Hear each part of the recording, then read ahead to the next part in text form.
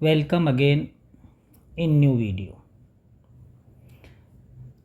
Last video में अपन ने देखा था numerical question related to retired partner, जिसमें कैपिटल एडजस्टमेंट को छोड़ करके बाकी सारे कंटेंट आ गए थे। न्यू पार्टनर्स रिटायर्ड पार्टनर का पेमेंट भी आ गया था, बैलेंस लोन अकाउंट में ट्रांसफ़र कर दिया था, गुडविल का ट्रीटमेंट भी हो गया था, रिवैल्यूएशन हो गया था, असेट्स लायबिलिटी टेकन ओवर भी हो गया था। मोटरसाइकिल टेक ओवर की थी ना उसने। तो अब नेक्स्ट वीडियो में इसी से रिलेटेड अपन न्यूमेरिकल क्वेश्चन और करेंगे, और ये आज का क्वेश्चन है question number 2। XYZ are partner in a firm sharing profit and loss equally. The balance sheet of the firm as at 31st March 23 stood as follow। इसमें क्रेडिटर्स हैं, general reserve है, प्रोविडेंट फंड है, capital XYZ 3 lakh 2 lakh 2 lakh, इधर cash at bank 86,000, debtors है, stock है, investment है 50,000, free hold property है, trademark है, और गुडविल अकाउंट ऑलरेडी एग्जिस्ट है। ये आगे आपकी purchase goodwill. Z retired on 1 April 2023 subject to following adjustment. ठीक है। Freehold property be valued 5,80,000, investment be valued 47,000, stock be valued 94,000, a provision 5% made for doubtful debts, trademark are valueless, an item 12,000 included in credit not likely to be claimed, goodwill be valued 1 year purchase of average profit past 3 years. ये पिछले 3 साल के profit दे रखे हैं, इनका average निकाल करके और 1 ईयर परचेज इनकी एवरेज के इक्विवेलेंट गुडविल हो जाएगी। प्रॉफिट एंडिंग 31 मार्च 21 का 1,20, 1 लाख और 95। 5 general entries give capital account and balance sheet of the remaining partner. ये क्वेश्चन है। अब इसको अपन सोल्व करते हैं। पहले इसमें पास करनी है जनरल एंट्रीज। मैं बार बार आपको कह रहा हूँ, रिपीट कर रहा हूँ बेटा, जनरल एंट्री अपने वो 7 पॉइंटों के अकॉर्डिंग ही करनी है। ठीक है। फर्स्ट,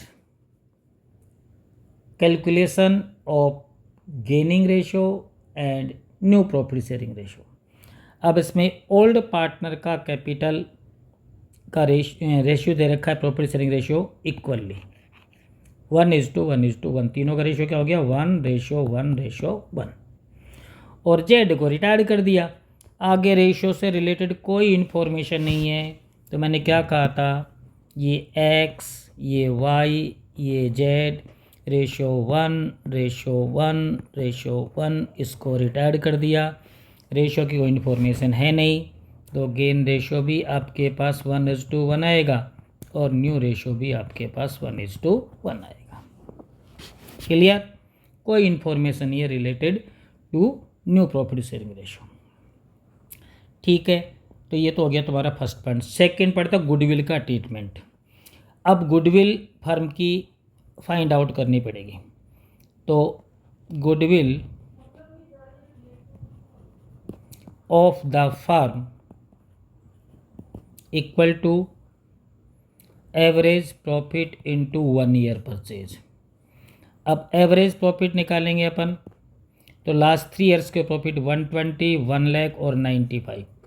तो 1,20,000 प्लस 1 लाख प्लस 95,000 और डिवाइडेड बाई 3 कर दो।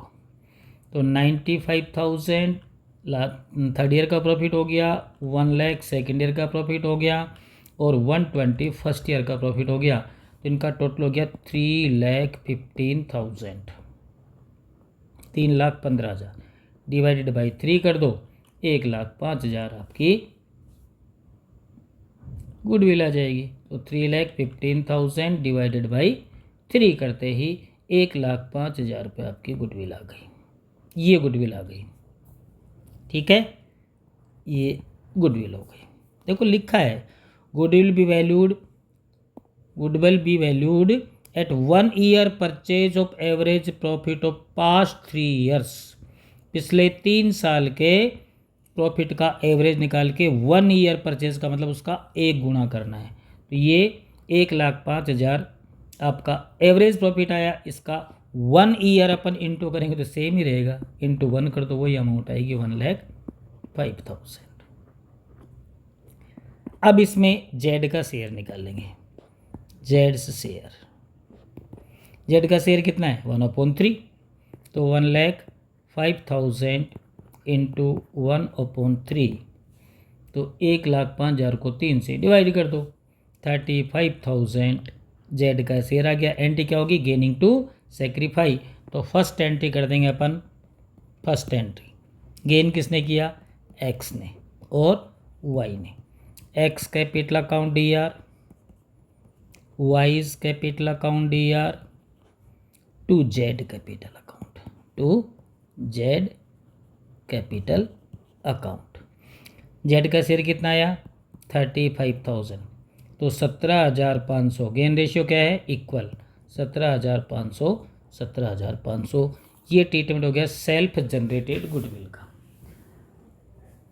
क्यों, अपन बात करते हैं परचेज गुडविल के ट्रीटमेंट की। देखो यहाँ पर 33,000 परचेज गुडविल गिवन है, और इसका ट्रीटमेंट आपको पता है हमेशा क्या होता है, old partner capital account debit to goodwill in their old profit sharing ratio. तो X capital account debit, Y capital account debit, Z capital account debit to goodwill. ये ट्रीटमेंट है परचेज गुडविल का, और ये हमेशा ओल्ड पार्टनर के old ratio में distribute हो जाती है। 33,000 है, 33,000 तो सब के 11,000 रुपये आ जाएंगे, क्योंकि ओल्ड रेशियो क्या है, इक्वल है। 11,000, 11,000, 11,000। ये हो गया अपना दूसरा point, treatment of goodwill. Third point था आपका treatment of accumulated profit loss reserve. अब अकुमुलेटेड प्रॉफिट लॉस रिजर्व में चेक करें तो हमारे पास एक है इधर जनरल रिजर्व लायबिलिटी साइड में, असेट साइड में कुछ भी नहीं है, तो इसको डिस्ट्रीब्यूट कर दो। 60,000 है, तो थर्ड एंट्री हो जाएगी general reserve account debit, general reserve account debit to X capital account, to Y's capital account, और टू जेड्स कैपिटल अकाउंट। कितना था ये, 60 था ना, 60,000, 20 हो जाएगा, तो यहाँ पर 60,000 तो कर दो डेबिट जनरल लेजर में, और ये 20,000 रुपये ओल्ड रेशियो में 1:1 में 60,000 क्रेडिट हो जाएंगे। ये पॉइंट नंबर हो गया third, treatment of accumulated profit loss और रिजर्व। अब पॉइंट नंबर फोर्थ में है रीवैल्यूएशन ऑफ असेट्स लायबिलिटी। अब मैंने कहा था इसमें 3 एंट्री होगी, एक एंट्री वो जिससे फर्म को लॉस हो रहा है, उसमें रीवैल्यूएशन अकाउंट तो कर दो डेबिट, रीवैल्यूएशन अकाउंट डेबिट। अब देख लो किस किस में लॉस हो रहा है। फ्री होल्ड प्रॉपर्टी 580 हो गई बेटा, पहले कितनी थी फ्री होल्ड प्रॉपर्टी, 4 लाख, बढ़ गई, प्रॉफिट है, सेकेंड एंट्री में आएगा। इन्वेस्टमेंट की वैल्यू 47,000 हो गई, जबकि यहाँ पर अपने पास में 50,000 है इन्वेस्टमेंट, 3,000 का लॉस हो गया, ठीक है। और इसके अगेंस्ट IFR आपके पास बैलेंस शीट में इधर है नहीं, IFR होता तो उसे राइट ऑफ कर लेता, IFR है नहीं, तो 3,000 तो इन्वेस्टमेंट पर आपको लॉस हो गया, तो यहाँ पर टू इन्वेस्टमेंट लिख दो, टू इन्वेस्टमेंट।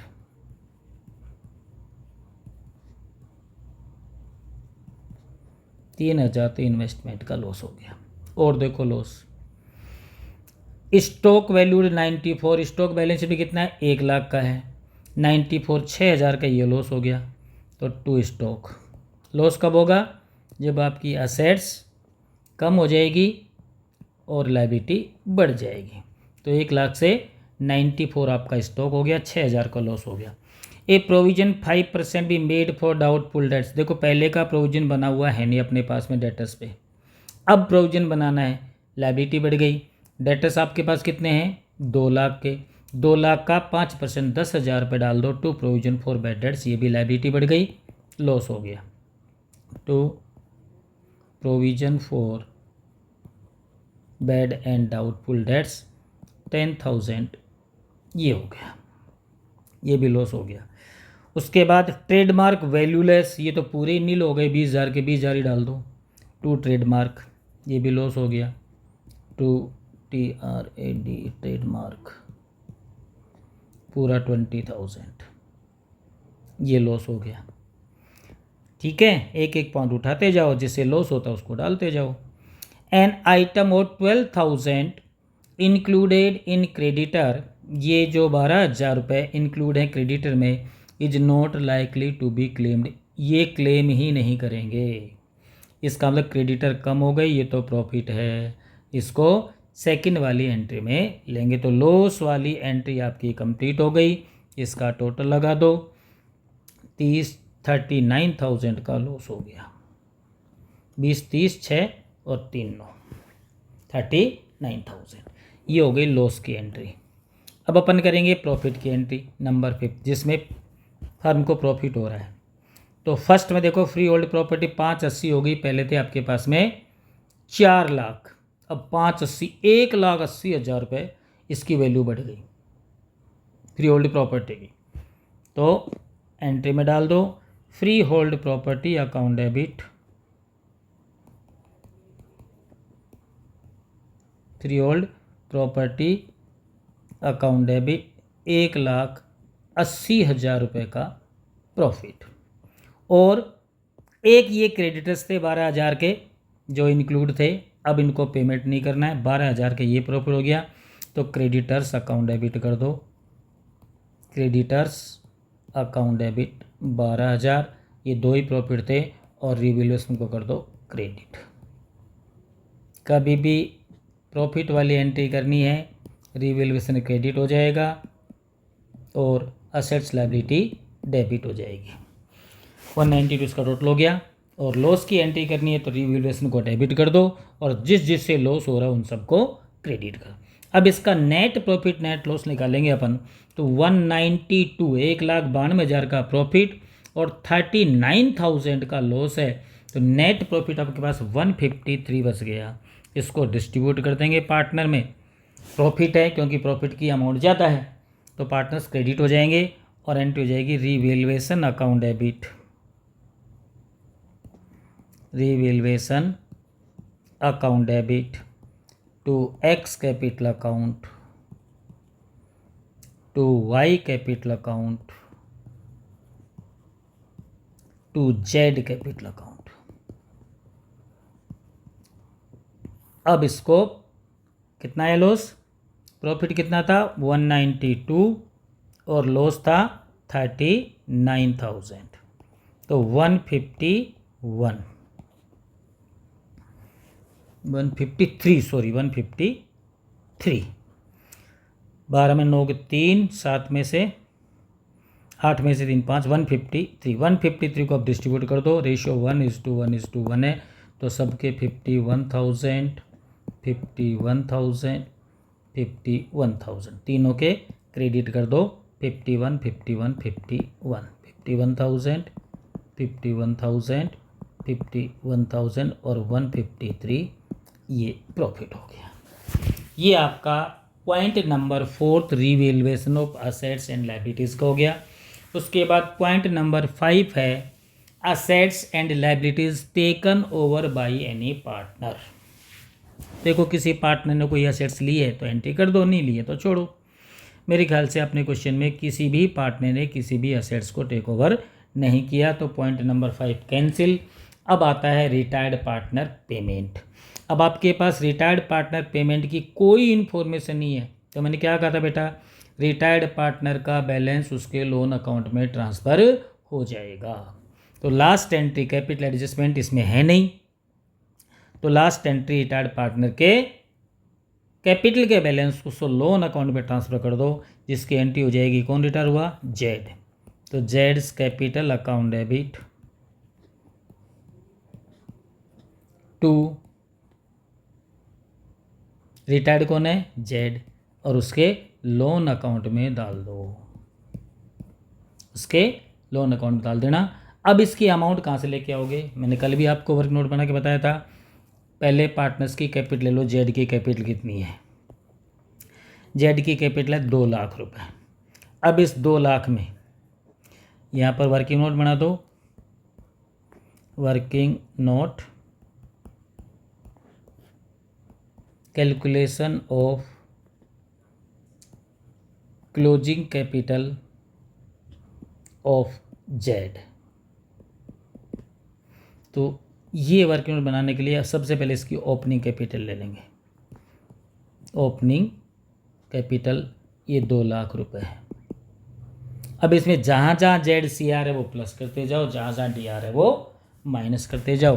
तो फर्स्ट एंट्री में आपका जेड सी आर है तो सी आर कर दो उसको 35,000 यानी कि प्लस कर दो, प्लस 35,000। और यहाँ पर लिख दो share in goodwill, share in goodwill. यहाँ पर फर्स्ट एंट्री। सेकंड एंट्री में जेड डेबिट है 11,000 माइनस कर दो, और यहाँ पर ये लिख दो शेयर इन परचेज गुडविल, ये 11,000 माइनस हो जाएंगे।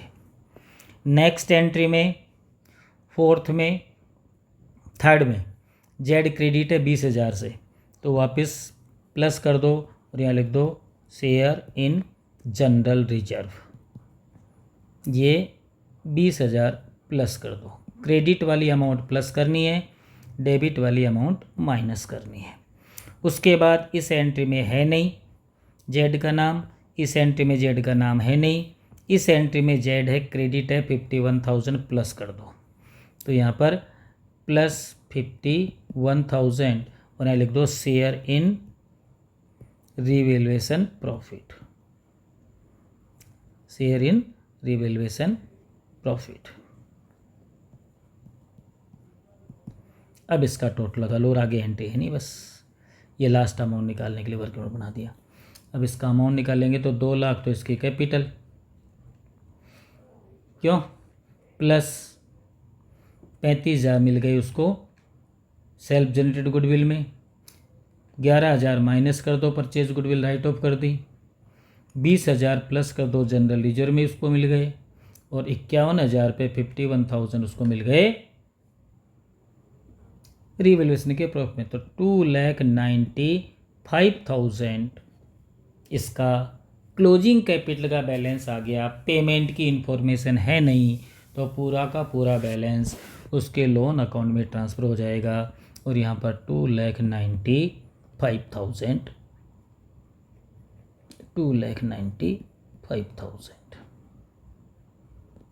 ये इसके लोन अकाउंट में चला गया। तो entry is complete. Bar bar repeat कर रहा हूँ बेटा, वो 7 पॉइंट्स को लर्न कर लो, उन 7 पॉइंटों के अकॉर्डिंग एक एक पॉइंट को टच करते जाओ, सारी एंट्री रिकॉर्ड हो जाएगी, कोई भी एंट्री मिस नहीं होगी। अब एंट्रीज तो हो गई कंप्लीट। अब आके ये कह रहा है कि आपको कैपिटल अकाउंट भी बनाना है पार्टनर्स का, फिर बैलेंस शीट भी बनानी है, रिमेनिंग पार्टनर जो एक्स और वाई बच गए उनकी। तो अपन इसका कैपिटल अकाउंट बना देते हैं। अब यहाँ लिख दो partners capital account.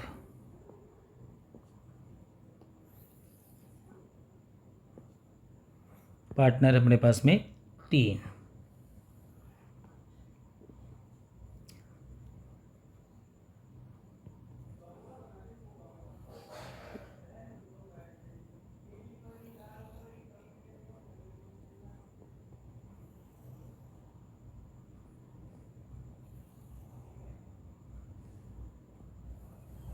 Particular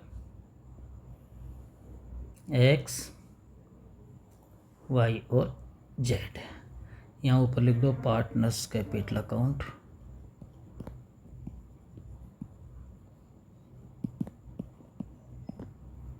X Y Z, X Y Z, ये हो जाएगा पर्टिकुलर,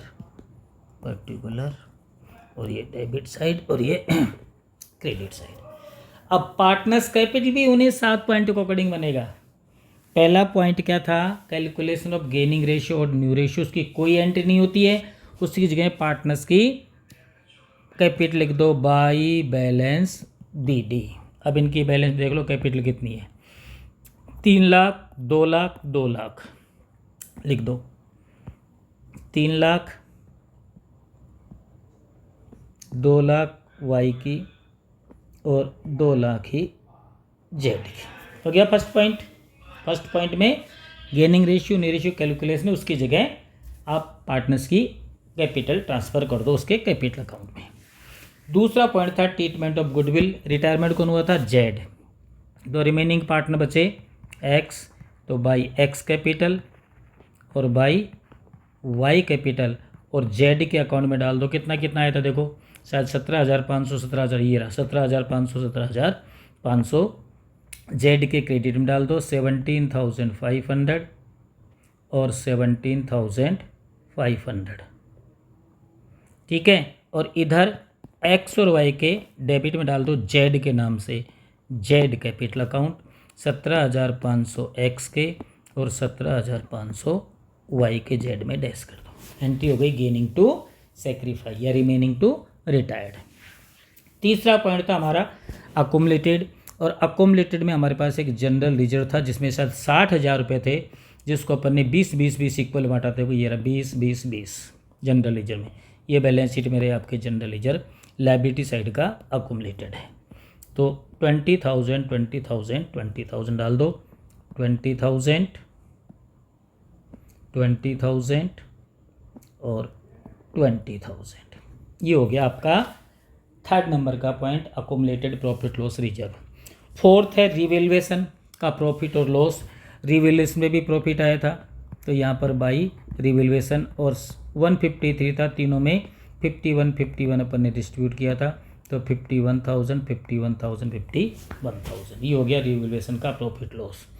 उसके बाद फिफ्थ पॉइंट था आपका असेट्स लायबिलिटी टेकन, और वो है नहीं इसमें।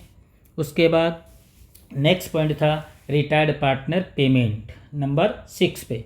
पेमेंट अपन ने किया नहीं, उसका पूरा का पूरा बैलेंस लोन में डाल दिया, तो यहाँ पर लिख दो to Z loan account, Z loan account. अब जेड का बैलेंस निकाल लो, वही आएगा जो अपन ने लोन अकाउंट में ट्रांसफ़र किया था।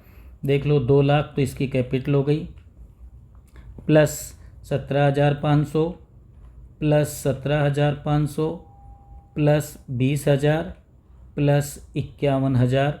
डेबिट में कोई फिगर है नहीं, तो 2 लाख तो हो गया इसका ये, और कैपिटल प्लस 35,000 हो गया उसका गुडविल में शेयर, 20,000 जनरल लीजर में शेयर और 51,000 उसका किसमें, इसमें प्रॉफिट में शेयर। एक जो परचेज गुडविल थी उसको राइट ऑफ और करेंगे डेबिट साइड में, तो यहाँ पर टू गुडविल के नाम से वो राइट ऑफ हो जाएगी, टू गुडविल। जो अपन ने कितनी थी वो goodwill, purchase goodwill balance sheet के एसेट साइड में ये थी आपके पास 33,000, तो 11,000 इसके डेबिट में वो डाल दो, 11,000 11,000 11,000। अब इधर इसका टोटल हो गया 3,06,000। अब इसमें से माइनस कर दो डेबिट वाले 11,000, तो 295 इसके लोन अकाउंट में ट्रांसफ़र हो जाएगा, और इसका टोटल इक्वल हो जाएगा 3,06,000 3,06,000।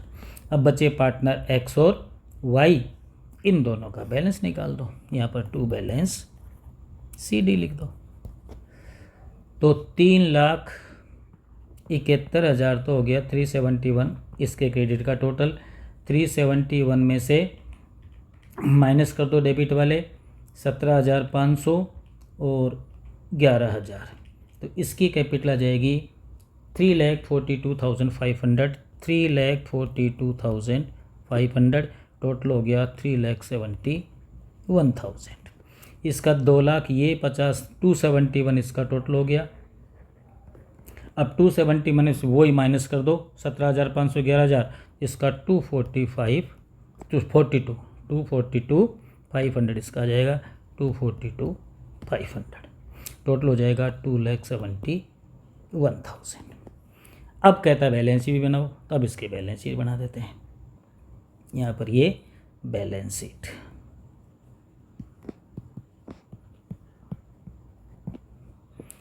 आफ्टर रिटायरमेंट, रिटायरमेंट के बाद की बैलेंस शीट है ये।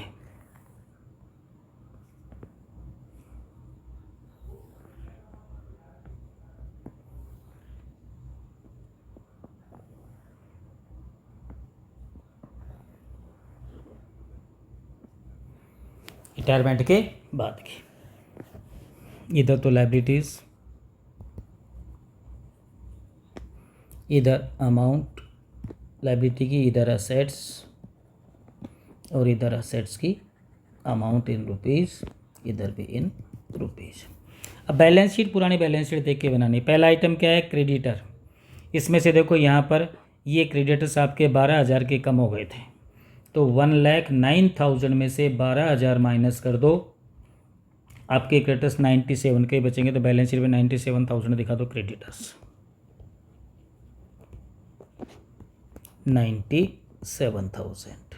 सेकेंड आइटम देखो क्या है, सेकेंड आइटम आपके पास है बैलेंस शीट में जनरल, इसको डिस्ट्रीब्यूट कर दिया, बैलेंस शीट नहीं आएगा। प्रोविडेंट फंड में कोई चेंज नहीं हुआ, एज इट इज़ कर दो 20,000, कोई चेंज नहीं हुआ प्रोविडेंट फंड में, तो यहाँ provident fund as it is 20 है क्या, 20,000 एज इट इज़ कर दो 20,000, ये 20,000 प्रोविडेंट फंड के आ गए। अब आ गई कैपिटल, कैपिटल एक्स और वाई की डालनी है, और जेड का बेटा लोन दिखाना है क्योंकि उसको अभी तक पेमेंट नहीं किया है। तो एक्स की कैपिटल कितनी निकाली थी, 2 बैलेंस शीट वाली, पार्टनर्स कैपिटल में देख लो ये रही 342,500 और 242,500, ये इनकी कैपिटल है, किसकी, एक्स और वाई की। तो 342 और 242,500, 3,42,500 और इसकी 2,42,500। और जेड का लोन कितना डाल लोन अकाउंट में अपने, ये रहा 295, जेड के लोन में डाल दो 2,95,000। अब आ जाओ असेट साइड में। असेट साइड में आपके पास पहला आइटम है कैश एट बैंक। अपन ने कोई पेमेंट नहीं किया, रिटायर्ड पार्टनर को न कहीं से पेमेंट आया न कहीं पेमेंट गया, तो कैश बैलेंस आपका एज इट इज़ रहेगा 86,000। तो यहाँ बैंक बैलेंस आपको 86,000 एज इट इज़ कर दो, बैंक बैलेंस 86,000। सेकेंड आइटम आपका है इसमें बैलेंस शीट में डेटर्स 2 लाख, इसमें देखो यहाँ पर 5% प्रोविजन में 10,000 कम कर दो, तो डेटर्स 2 लाख, यहाँ पर ये डेटर्स हो गए 2 लाख, और लेस कर दो प्रोविजन 10,000, तो डेटर्स आपके पास 1,90,000 के हो गए।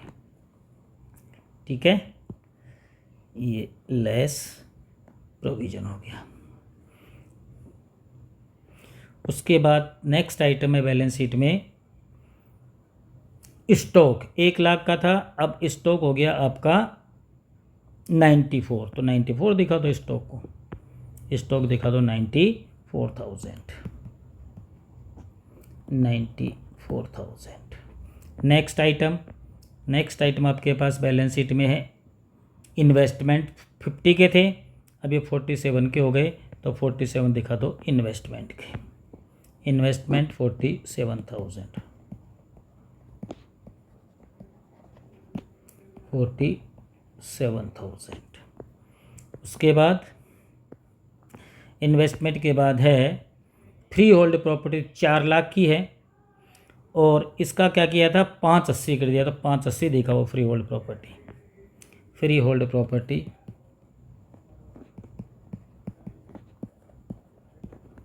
5,80,000, 580 की फ्री होल्ड प्रॉपर्टी। उसके बाद आपके पास नेक्स्ट आइटम है ट्रेडमार्क, वैल्यूलेस हो गई, हटा दो, गुडविल राइट ऑफ हो गई, हटा दो, गुडविल राइट ऑफ हो गई, ट्रेडमार्क वैल्यूलेस, देखो ट्रेडमार्क वैल्यूलेस बिल्कुल नील हो गई, है ही नहीं, अब हटा दो, और गुडविल राइट ऑफ हो गई। अब इसका टोटल लगा दो, दोनों साइड का सेम आना चाहिए, इसका टोटल लगा दो, तो 97 हो गया आपका क्रेडिटर्स, 20,000 हो गया प्रोविडेंट फंड, 20,000 हो गया 97,000 प्लस 20,000 प्लस 342,500 प्लस 242,500 और प्लस 295 उसका लोन, तो 9,97,000 इसका टोटल आ गया लाइबिलिटी का। एसेट्स का कर लो 86,000 प्लस 1,90,000 प्लस 94,000 प्लस 47,000 और प्लस 5,80,000 997 ही इधर टोटल आ रहा है, बैलेंस शीट टैली हो गई। ठीक है, इस प्रकार से बेटा प्रैक्टिस करेंगे और 5-7 क्वेश्चन की, तो आपके बिल्कुल क्लियर हो जाएगा। फिर भी इस क्वेश्चन में किसी को कोई प्रॉब्लम हो, किसी अमाउंट में दिक्कत हो, कोई वर्किंग नोट में, कोई कैलकुलेशन में, तो आप मेरे से शेयर कर सकते हैं। थैंक यू बेटा, फिर मिलेंगे नेक्स्ट वीडियो में। धन्यवाद।